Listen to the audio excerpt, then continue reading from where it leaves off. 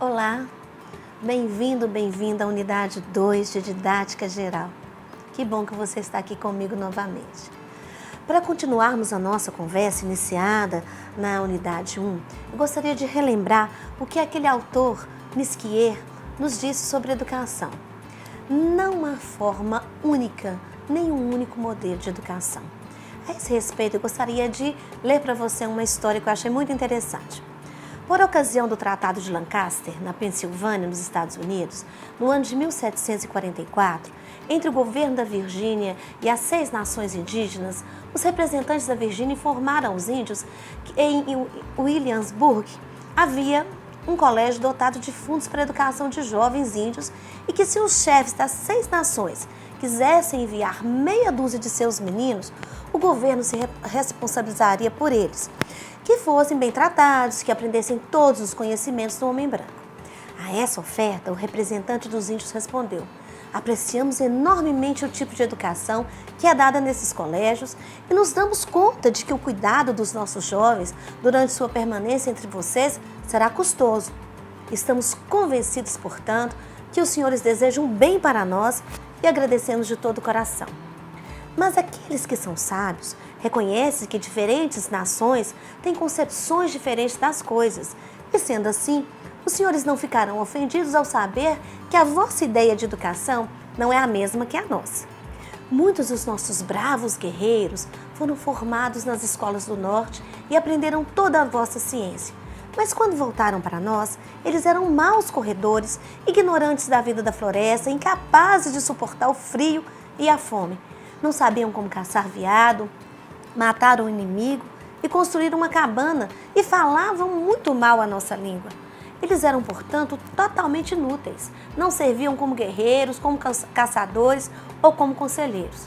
Ficamos extremamente agradecidos pela vossa oferta e, embora não possamos aceitá-lo, para mostrar a nossa gratidão, oferecemos aos nobres senhores da Virgínia que nos enviem alguns de seus jovens, que lhes ensinaremos tudo o que sabemos e faremos deles homens.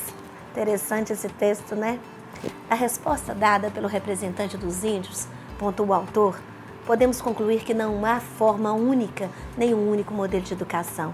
Lembrando aqui que todo o sistema de educação está baseado numa concepção de homem e de mundo. São aspectos filosóficos que dão à educação seu sentido, seus fins. Isso é interessante. Pensando nisso tudo e no que nós vimos na unidade anterior, é que eu pergunto a você: o que é necessário para ensinar latim a Joãozinho? Conhecer latim, sim, mas conhecer primeiro Joãozinho. Fazer com que o ensino lhe seja significativo. Saber quais são as suas necessidades de aprendizagem e como ele aprende, para então estabelecer as normas e técnicas adequadas ao seu ensino, que é o objeto da didática, e aqui está a essência da didática. Além de conhecer Joãozinho, eu preciso conhecer o latim, é claro, é preciso saber por quê que se deseja que João aprenda latim. Como é que a aprendizagem do latim o irá ajudar a situar-se no mundo de hoje? Numa palavra, quais são os fins visados pela educação? E assim eu convido você a uma reflexão. Por que estudar didática num curso de teologia? Que relevância esse estudo traz ao seu ministério? E eu lembro a você que uma das missões tridimensionais da igreja é a sua ação educadora. Fazer discípulo é imperativo da educação cristã. E discipular, em linhas gerais, é ensinar, doutrinar. Vocês se lembram dos 7 princípios teológicos da educação cristã? Primeiro, a educação cristã é um processo de santificação progressiva. 2, ela conta com a piedade do educador. 3, ela é um processo planejado, sistemático, contínuo. 4, ela tem como objetivo levar o crente à maturidade. 5, fundamenta-se nas Escrituras Sagradas. 6, ela é sustentada pelo Espírito Santo. E 7, ela avisa a glória de Deus. Isso a gente viu em um autor muito bacana, que é o Reis, e que ele expõe claramente essa necessidade do ensino cristão. Dado o exposto, é preciso confirmar que tanto o educador quanto o pastor, eles, pelo cunho da profissão e ministério, são educadores. Haja vista, eles objetivarem a transmissão do conhecimento acerca de Deus, a fim de que a humanidade seja salva. E o que é conhecer a Deus? Como se relacionar com Ele? Como aprendem sobre Ele?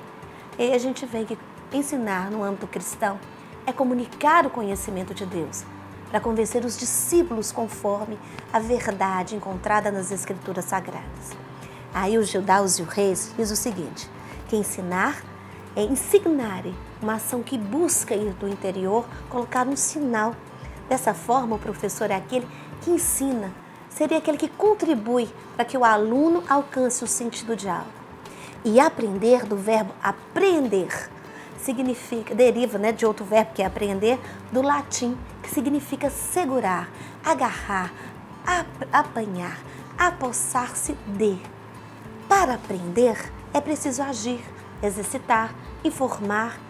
E aí o verbo aprender, derivado de aprender por síncope, significa tomar conhecimento, reter na memória, receber a informação. É o domínio sobre o conteúdo ensinado, mas é mais que isso, é traduzir isso tudo na prática. E a gente fica pensando no âmbito cristão, o que é esse ensino? Que é colocar para fora, na prática, tudo aquilo que é aprendido através da Escritura Sagrada. Interessante isso, né, gente? E a didática é ela que vai dirigir toda essa ação pedagógica do professor, organizar esse ensino. Vocês se lembram quando eu disse, na unidade anterior, vai visar aquele tipo de aluno e aquele tipo de ensino adequado para aquele aluno. E aí eu queria citar um outro autor que eu descobri agora, chamado Vasconcelos, que disse que a didática é um dos campos teórico ou teórico-metodológicos mais específicos da função docente, que visa a área do conhecimento e não faz apenas professores, mas especialistas naquela área.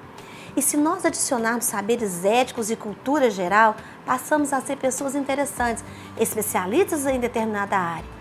Mas se nos tornamos professores, educadores de profissão, nós devemos dominar ainda os saberes pedagógicos que tem na didática seu eixo articulador.